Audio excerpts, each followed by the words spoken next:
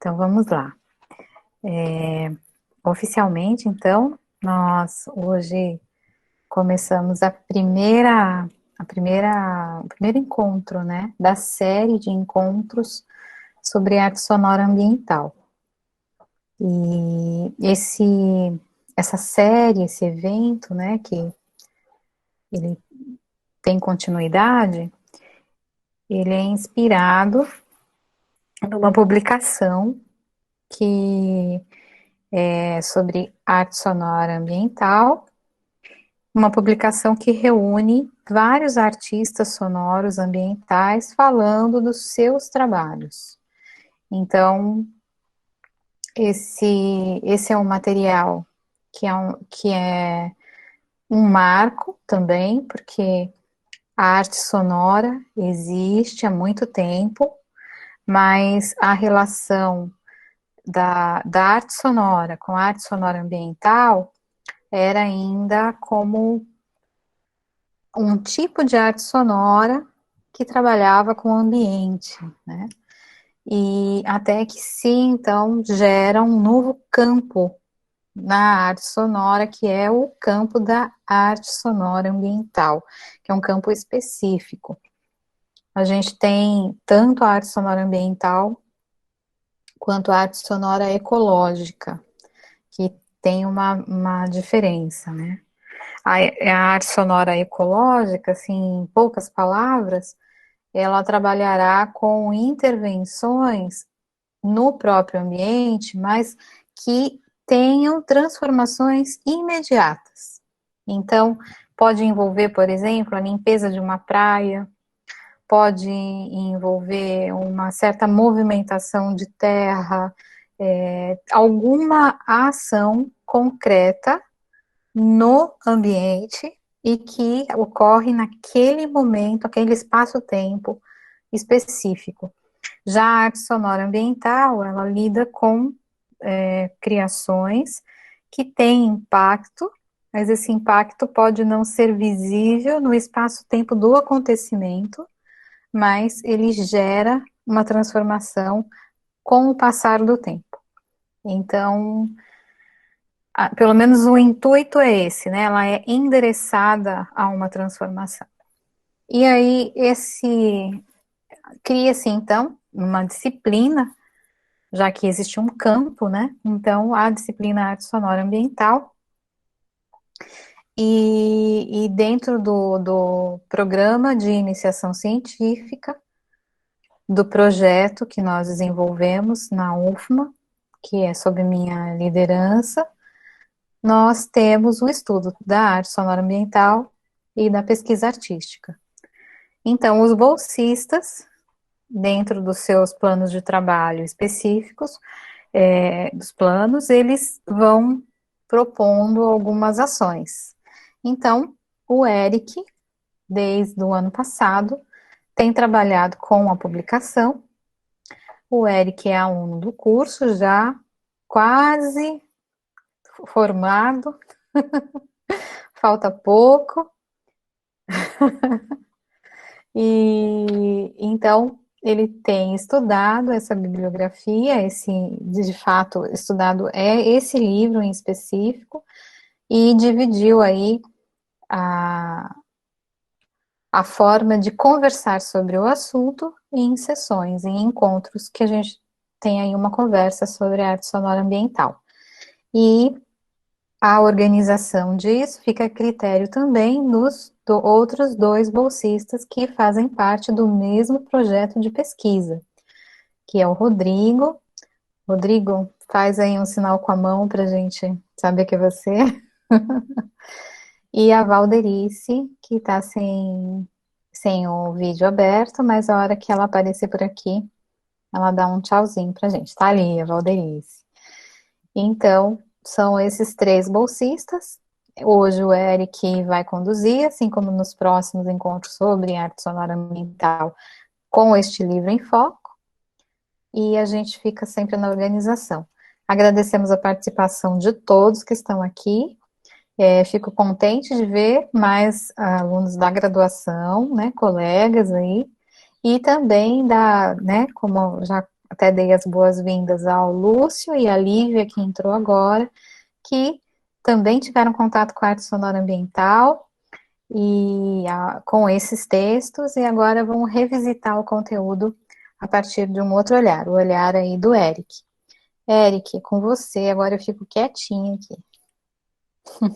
Ah, tudo bem. Obrigado pela apresentação, professora Paula. Eu já estou apresentando. Sim, já estão vendo o slide, né? Sim, Eric. Assim. Pois muito bem. Me chamo Eric Gabriel, sou estudante da Universidade Federal do Maranhão. Eu acho que até para os colegas que já me conhecem dispensa apresentações, né? Pois bem, todos os assuntos que eu vou abordar aqui são frutos, né, da minha linha de pesquisa, que é a ecologia sonora, na qual eu sou bolsista da iniciação científica, mas que faz parte desse grande projeto de pesquisa, né, que é o CANTA, Ecologia Sonora e Inovação, coordenado e dirigido aí para a nossa querida professora, a professora Paula. Aí, pois bem, ela já nos apresentou, né? Então, para dar um pontapé inicial nessa discussão, eu poderia dizer que todos os conceitos que eu vou tentar trazer aqui são conceitos e métodos explicativos que tentam a todo momento beber de uma subjetividade própria dos artistas, né? Os artistas que eu irei apresentar. Mas também caminhos esses que eu tento apontar para tentar esclarecer não só o processo, mas também uma visão artística, né, do artista. De tal forma que esses trabalhos também são desenvolvidos não só por um cientista ambiental, né, mas também como um indivíduo artista que está ali por trás. Tendo em vista também que vários dos cruzamentos que os autores fazem em relação aos seus trabalhos, né, também perpassam por várias áreas do conhecimento.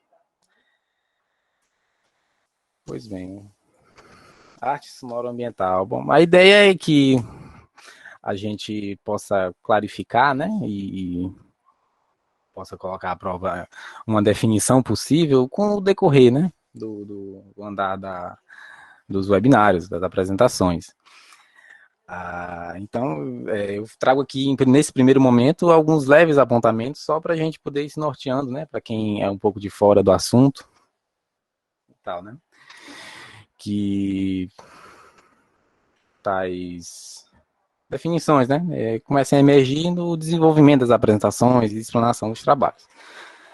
Então, esse conceito tão complexo também de arte sonora ambiental nasceu a partir de um crescente movimento de arte sonora, como a professora mesmo ressaltou, surgido lá nos anos 60, ainda, que era um crescente movimento de arte sonora, né? Então, ele é de se ressaltar que a arte sonora ambiental nasceu também em meio a essas diversas transformações, tanto no pensamento criativo da música, ou seja, também entre métodos e meios composicionais que se faziam naquela época, né? Então, a arte sonora ambiental, como um braço também desses movimentos, também prezou essa ampliação desses horizontes estéticos, desses horizontes de processos, desses horizontes criativos, e de toda essa relação que o indivíduo estabelece com o ambiente, né? Com o lugar. Então, a chamada arte sonora ambiental também é uma manifestação artística que tenta possibilitar uma expressão de uma relação que existe entre o indivíduo, né, e determinados espaços ou ambientes. Pois bem, e como um norte talvez mais mão na massa, né, que a gente pode chamar, eu trouxe hoje aqui 3 autores de, de arte sonora ambiental, ao qual nós vamos perpassar aí todos os conceitos e visões e processos criativos, né? Então, a primeira é a Andrea Poli. Essa aqui é uma leve apresentação. Então, bem, os principais interesses da Andrea são as interseções entre as artes e as ciências. principalmente com foco da relação que pode ser estabelecida da arte com a ciência ambiental. Ao longo da carreira, Poli também trabalhou com diversos cientistas que trabalham com clima, com atmosfera, e o principal trabalho dela é a sonificação de dados, né? Como a gente pode ver até pelo próprio título do trabalho dela, ela propõe uma sonificação de dados ambientais globais, né? Então, o principal objetivo também do trabalho dela está em tentar estabelecer uma espécie de conexão emocional com o seu público, né? Sendo assim, afetar, claro, através desses artifícios sonoros, né? De todas essas dimensões que o som, essas dimensões emotivas que o som tem a nos oferecer, né? E através disso afetar também o comportamento das pessoas, né? E a relação que elas têm a respeito dos problemas climáticos e de todas essas coisas que a gente enfrenta também, né? Relacionadas ao clima. É professora de arte e ecologia da Universidade de Novo México e trabalhou com um grupo de pesquisa climática da GODA, na NASA, e com o Centro Nacional de Pesquisa Atmosférica, né? Ambos da NASA também. Pois bem, vamos adentrar agora um pouco de forma mais profunda, né? No que seria essa sonificação de dados ambientais globais, né? Bom, em decorrência de diversos acontecimentos naturais, como tsunamis, incêndios florestais, é possível acreditar que muitas vidas, né, dependem da interpretação e da forma como nós manuseamos determinadas informações, né, globais, principalmente relacionadas ao clima. Através do desenvolvimento de linguagens ou de uma série de linguagens, né, e na forma de comunicação desses dados. Então, dados podem ser entendidos, interpretados, ressignificados, explorados. O principal pensamento de Andrea está na crença de que artistas sonoros também podem colaborar com as ciências climáticas, a partir de um trabalho que tem o poder de tocar a dimensão emotiva do ouvinte, né? E assim proporcionar uma conscientização através de todas essas forças sensitivas e todos esses mecanismos de afetividade que são possibilitados através da música, através do som. Então, tal possibilidade, né,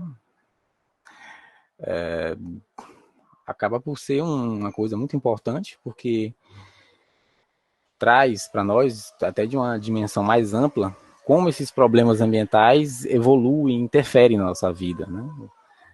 Ou seja, o agravamento gradual também. Enfim, a interpretação e apresentação dos dados através do som, ou seja, dos fenômenos sonoros, é uma parte de um movimento muito crescente dentro da ciência ambiental, que é também chamado de sonificação, que dá também o nome ao título do trabalho dela, né? Embora esse também seja um conceito muito complexo, né? Até está no título desse trabalho aqui, dessa apresentação, nós podemos entender que a sonificação, assim, também de uma forma muito estrita, basicamente trata da utilização de dados, né, numéricos, que sejam dados que vão funcionar como um instrumento de guia, de coordenação ou de orientação, para poder, através de processos muito subjetivos também, criar, produzir sons, né? Então, pode-se acreditar que é a produção sonora através, né, através de dados. Você utiliza dados para produzir sons. E, talvez dentro de um conceito mais prático, nós podemos aqui agora contemplar um trabalho, né, desenvolvido por ela, que demonstra como toda essa visão dela e toda essa coisa da sonificação entra em jogo. Né? Bom, o nome do trabalho é o Heat and Heartbeat of the City, que é um trabalho que é um website, né? E apresenta uma série de sonificações produzidas a partir de dados que representam as mudanças climáticas e mudanças de temperatura da cidade de Nova York. E, especificamente, um dos primeiros lugares que foi selecionado para fazer a monitoração climática, né, através da equipe que trabalhou, com a qual ela trabalhou, foi fazer essa monitoração no Central Park. Então, todos os dados obtidos através da análise de temperatura, né, do calor, durante o verão de 1990 até 2060, né, também foram projetadas estatísticas como seriam as transformações futuras dessas temperaturas, e foi detectado que existe um aumento cada vez mais expressivo e crescente, né? Então, basicamente, o pensamento de sonificação dentro desse trabalho foi através da produção e manipulação de um ruído. Ou seja, existe um ruído, né, um som, que foi propositalmente produzido com características sonoras que nos causem incômodo, né? Então, o jogo aqui é com a intensidade desse ruído e o quanto o quanto de agravamento que esse ruído vai, né, em relação a tentar nos incomodar, né? E justamente essa intensidade, né, esse acúmulo do ruído, né, esse grau de incômodo é regido em detrimento dos dados. Ou seja, são os dados que, em uma forma, né, crescente, escalar, vão regendo cada um dos movimentos de amplificação e de agravamento desse ruído. Ah, ou seja, em parte também o ruído tenta transparecer o que seria também o desconforto dessa sensação térmica, né, do calor.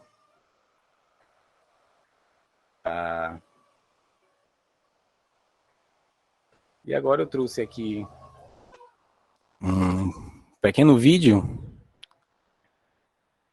que traz um percurso evolutivo, né? E vocês podem ouvir a cada ano, com o passar dos anos, né? Esse agravamento gradual do ruído e ele se intensifica, né? E quer dizer, para poder também nós temos uma boa experiência, eu recomendo que se vocês tiverem um fone de ouvido, vocês possam colocar, porque no começo o ruído é bem baixinho, né? Quase inaudito. Ele faz esse percurso aqui, né? 1990, 2020, 2050, 2080 e assim vai. Vou dar play aqui.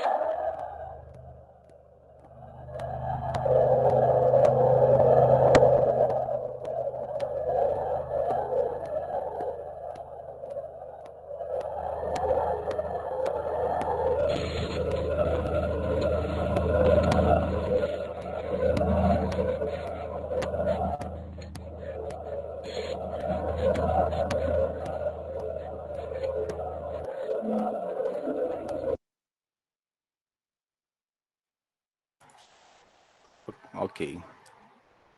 Bem, esse foi o trabalho do André. Estamos escutando? Ah, sim. Ok. Bom, vamos passar agora para o nosso próximo autor, que é o John Luther Adams.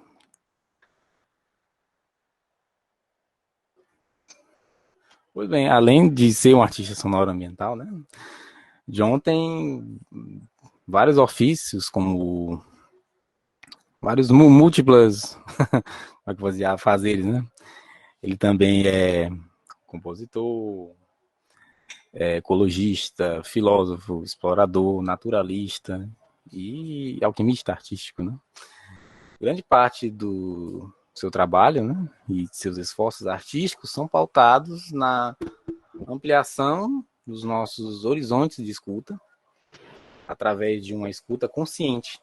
Ele busca investigar os ciclos da natureza e uma espécie de assinatura sônica que existe em determinadas localidades, né? E sobre toda essa diversidade rítmica que também compõe a dinâmica e as forças da Terra, né?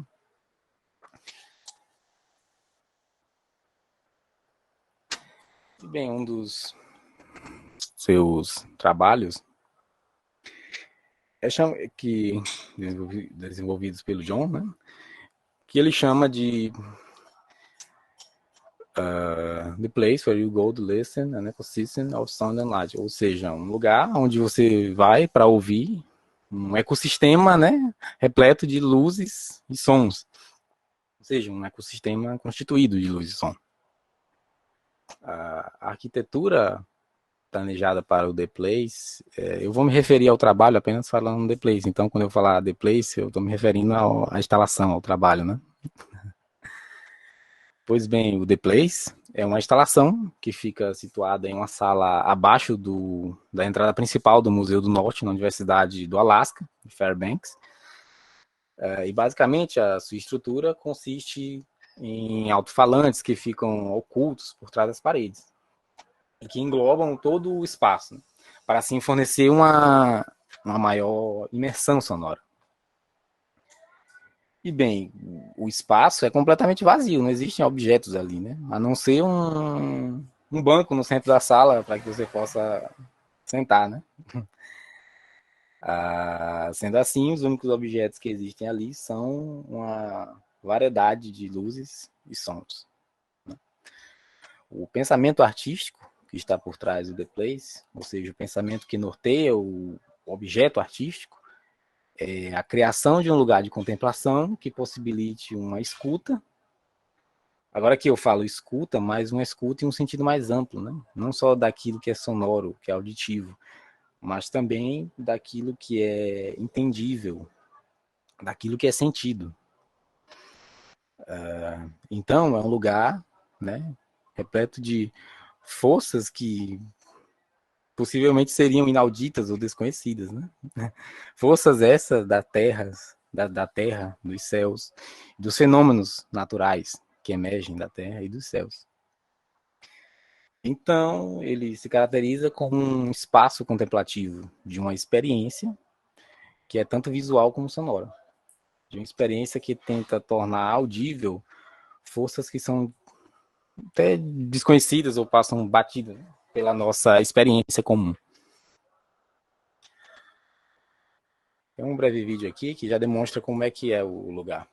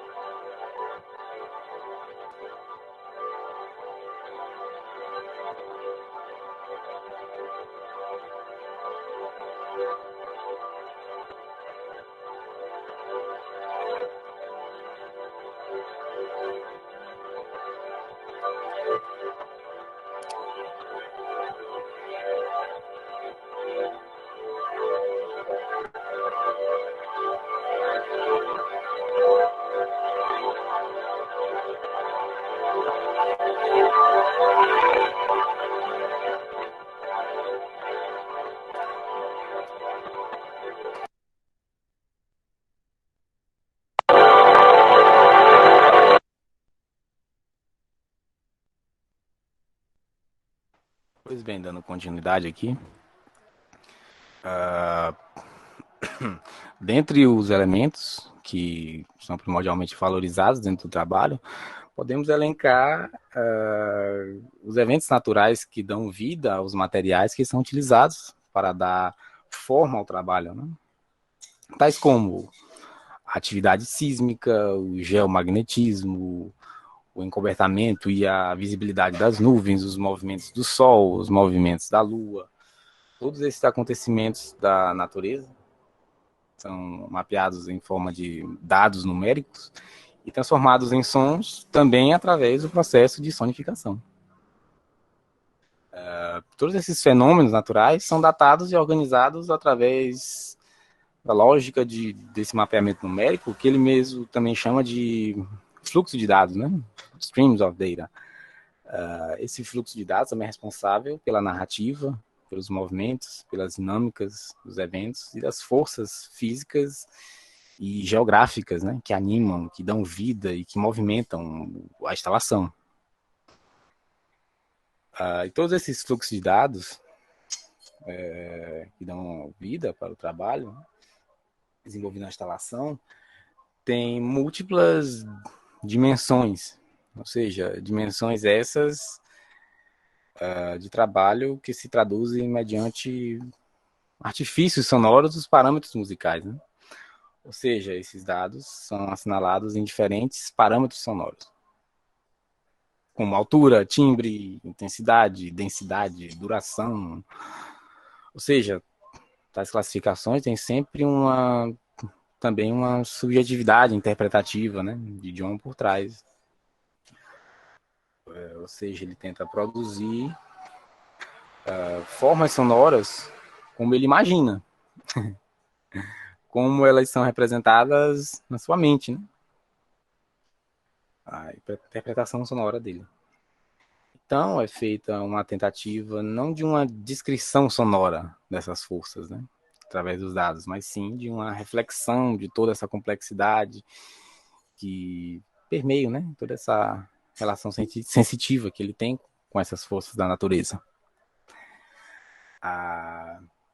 Bem, dentro desse processo, também é uma coisa que vem à tona, né, é uma importante distinção que temos que observar, que é a diferença entre a sonificação e a audificação, mas não sei nem se essa palavra existe na língua portuguesa, né? Mas, enfim, considere um neologismo. Tendo em vista que a audificação é muito mais um processo onde você transpõe o objeto ou material a um campo de escuta que seja acessível a determinada audição, por exemplo, poderíamos dizer que determinados sons que são fora dos limites da escuta humana, né, que é dos 20 Hz até os 20 mil Hz, poderiam ser utilizados, né, através desse processo de audificação, que seria a transposição dessas frequências, né, através de ferramentas, de computador, né, e você tornaria audível aquele som. Né? E já a sonificação é um processo muito mais subjetivo. É mais também uma espécie de ressignificação do que de uma descrição. Em outras palavras, a sonificação é muito mais um processo que se utiliza da organização, do mapeamento e da sistematização de dados ou informações para a produção de um fenômeno sonoro. Ou seja, aquele som vai ser produzido, vai ser criado. E você se utiliza dos dados para ter um material base. Passando aqui. E todos os sons, né, que nós podemos ouvir e apreciar no The Place, na instalação, são gerados a partir de um ruído sintético, que é filtrado e esculpido através de diversos procedimentos. Mais especificamente, o material bruto que constitui a textura sonora do The Place é o ruído rosa. Esse ruído, né, manipulado através de sintetizadores com geradores que têm uma produção de número, né, ou seja, o que ordena a característica do som é a ordenação dos números, e esses geradores possuem uma produção numérica aleatória, né? Assim pode-se dizer. Então, a relação entre os sons e as cores, através dessa distinção, ou seja, a distinção o que aproxima os ruídos e as cores, é justamente determinadas características sonoras, né, que são atribuídas às cores em detrimento do som. Ou seja, os ruídos, através da cor também, né, é categorizado, se não me engano, através do branco, do marrom, do preto, do rosa, né. Eles possuem, com uma certa particularidade, um espectro de frequência, né, um campo de frequência, uma delimitação das frequências muito específica. Por exemplo, quando a luz branca começa a surgir, ela contém visualmente todo visualmente, né, todo o comprimento da onda, e sonoramente contém todas as frequências audíveis, ou seja, ela possui a gama de frequências completa. E já o ruído rosa possui uma atenuação nos agudos, ou seja, ele tem um destaque sonoro nas frequências graves. E como todos os sons que compõem o trabalho são produzidos em tempo real, isso se dá porque, como eu já falei, os números, né, que guiam os geradores, os synths, são gerados aleatoriamente. Então, a textura geral, o caráter sonoro, ele sempre está em constante movimento, né? Ele se transforma continuamente. Ou seja, ele nunca é o mesmo, ele nunca se repete. Não é como uma gravação ou como eventos sonoros que são disparados ali, né? Os eventos são gerados ali no momento. Eles também são um evento dinâmico, né? Como o próprio John vem a descrever dentro da concepção dele. O The Place é repleto de sons vivos. Em decorrência, né, dessa imprevisibilidade na composição textural dos sons, né?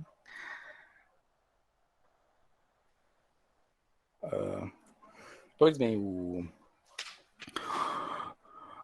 todos os sons que são produzidos na instalação do The Place são gerados através de sintetizadores, mais especificamente através de softwares sintetizadores, ou seja, eles são gerados no computador.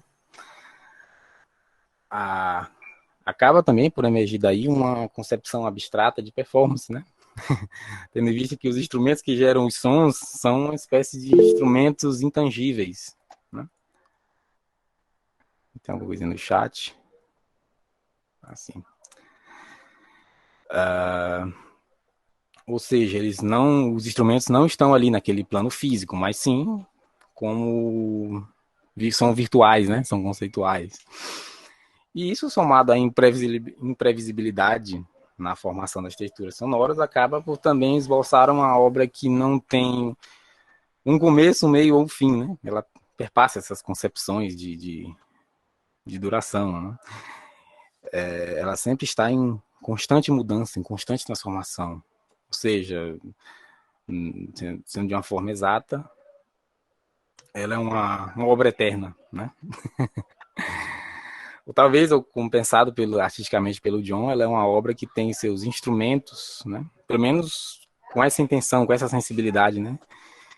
É uma obra que tem seus instrumentos performados pela natureza, né? É uma obra performada pela natureza.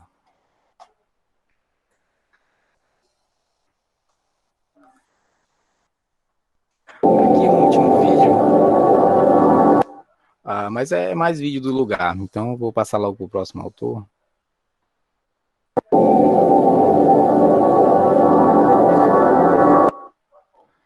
Que é o Marty Quinn. Esse já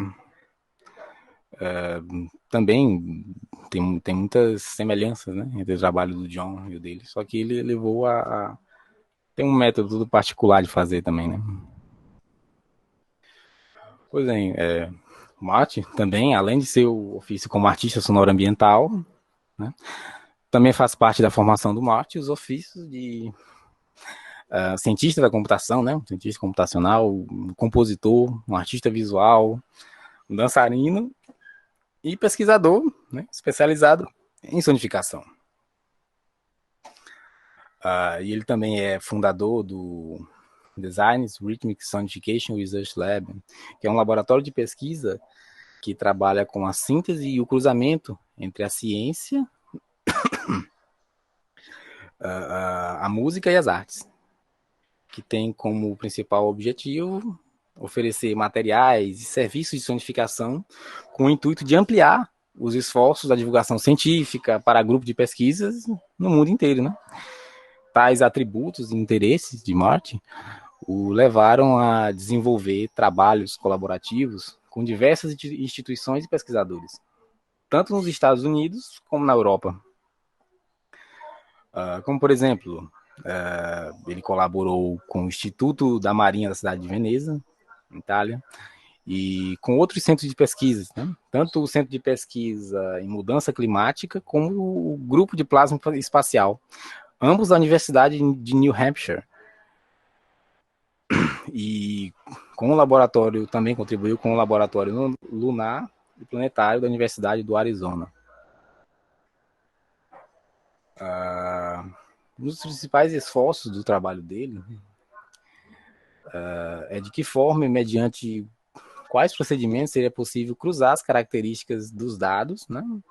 Ele também trabalha, todos eles trabalham com dados. Como isso seria, não vou dizer tradução, mas como isso poderia se cruzar com os parâmetros musicais? Os mesmos parâmetros, né? Ritmo, altura e tal.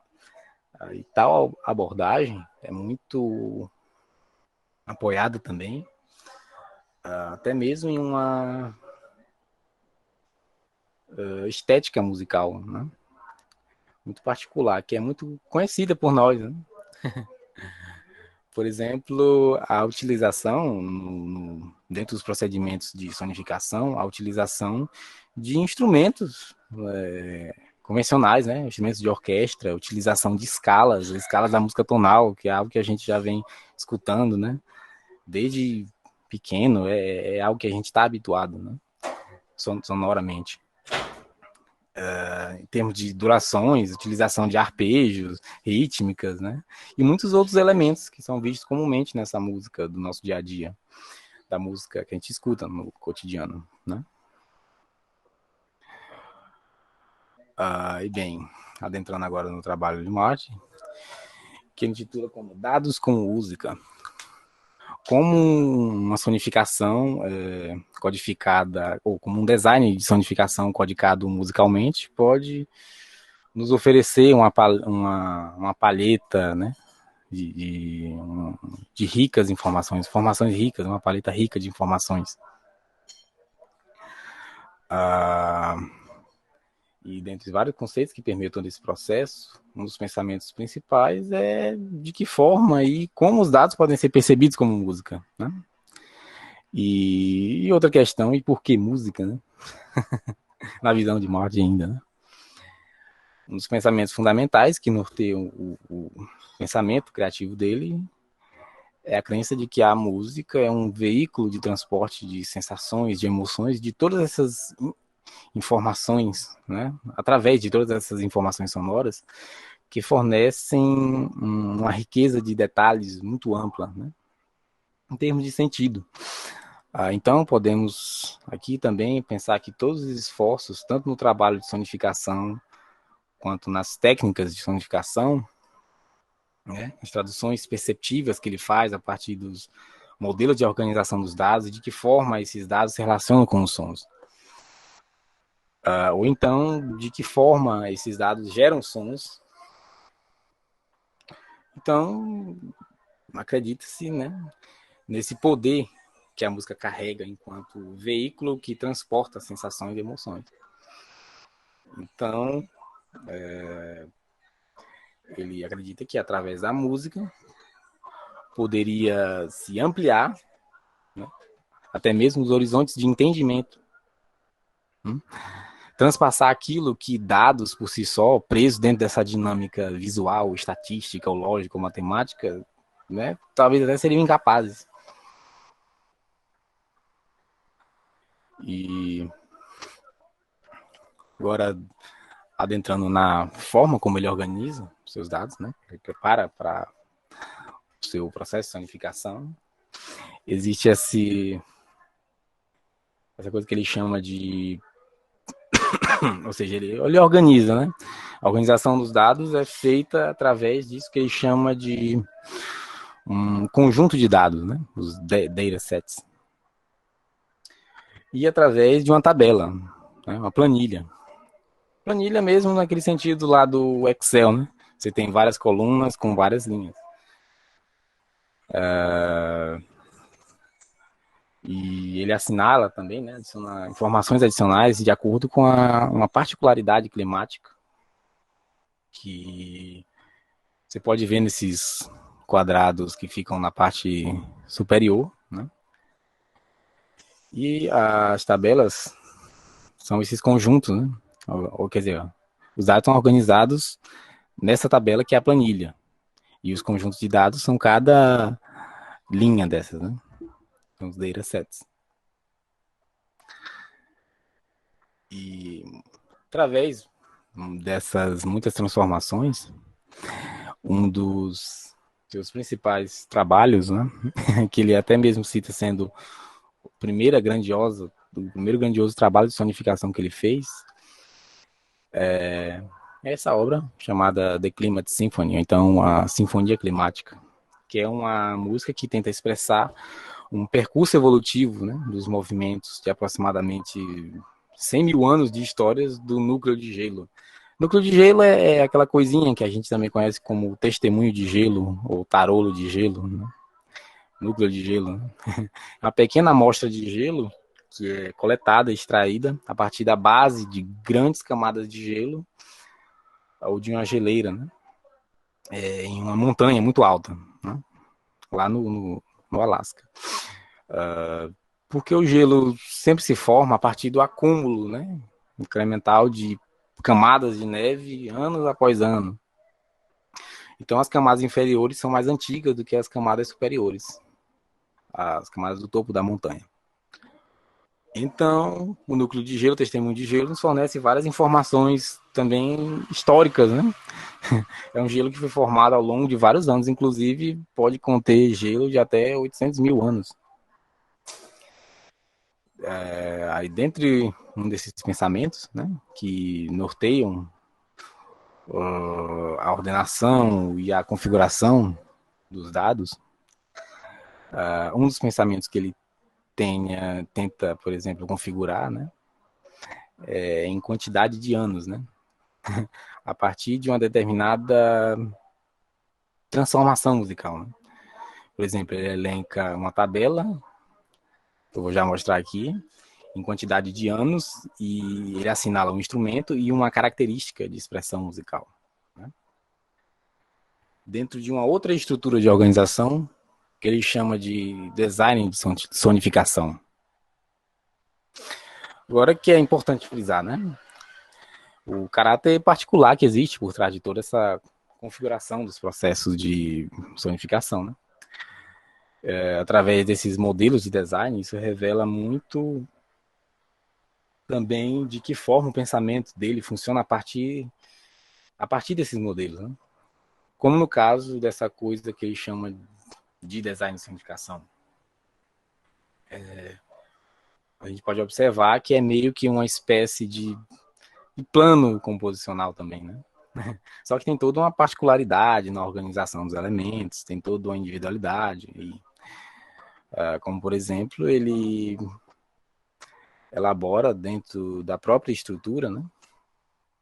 A partir das suas percepções, ele faz essa organização temporal, né? Como eu citei, em quantidade de anos, que a gente pode perceber.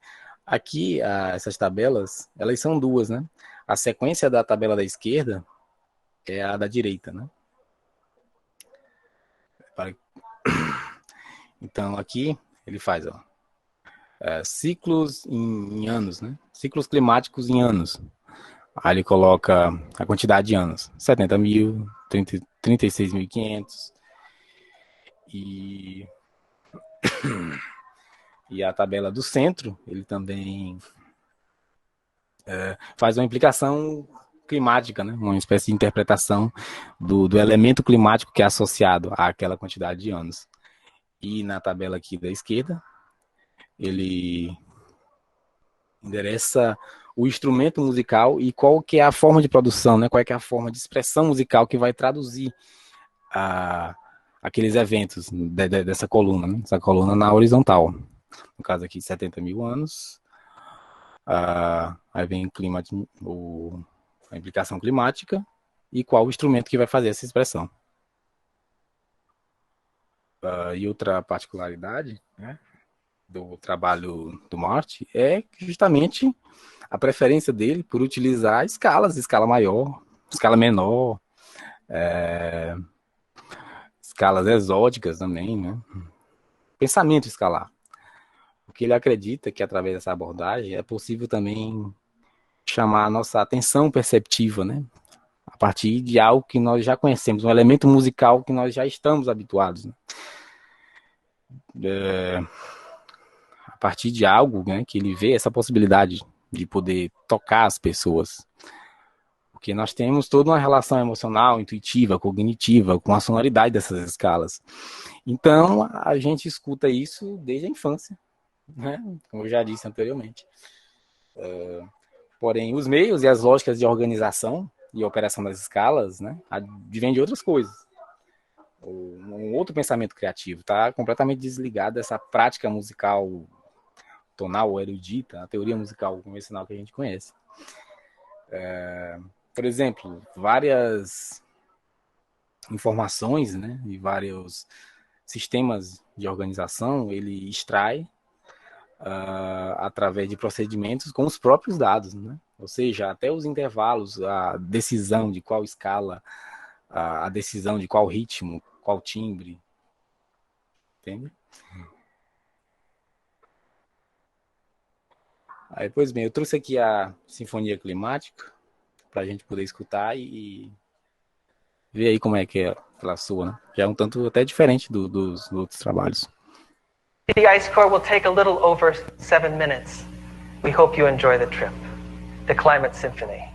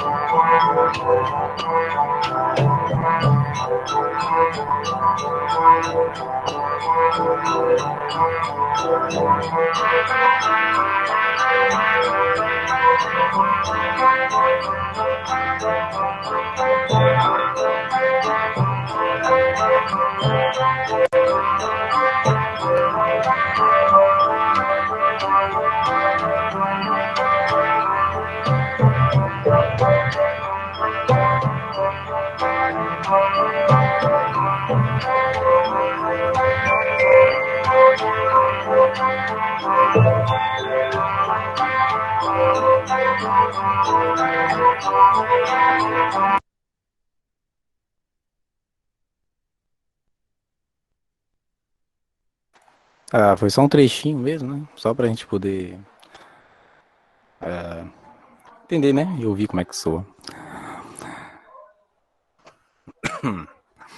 Aí, enfim, né? Muitas questões emergem a partir dessa prática, né? Desses esforços de, poderia dizer, tradução barra ressignificação, né? De uma linguagem de dados que se concentra dentro dos campos da matemática, da estatística, ou seja, ela parte dentro de um campo de utilidade, acho que podemos dizer assim, da ciência espacial, da ciência climática, e passa por todo um processo de adequação para uma linguagem musical, né? Tendo em vista todas essas diversidades, né, essas provocações, nós somos imediatamente instigados a nos perguntar: existem níveis de representação dos dados através da sonificação, se é que eles existem, né? Quais seriam também os limites de reconhecimento que esses dados têm enquanto elementos musicais? E também caímos, né, sobre os limites da apreensão de informações e de reconhecimento que a nossa mente pode ter em relação a esses dados, ou seja, como nós percebemos e adquirimos e aprendemos tais informações, né? Poderia até dizer em um nível extra musical também, né? Fora já do nível musical, mas talvez uma dinâmica mais emotiva ou até mesmo um saber climático, né? De que forma nós aprendemos tais informações, né? Então, vejamos bem o que o Martin nos traz. São algumas abordagens, alguns pensamentos e práticas e muitos insights que têm um esforço de responder essas questões, né? Que sempre são muito pertinentes, durante todo esse processo dele, né? Aí bem, aqui as referências. E é isso. Agradeço aí a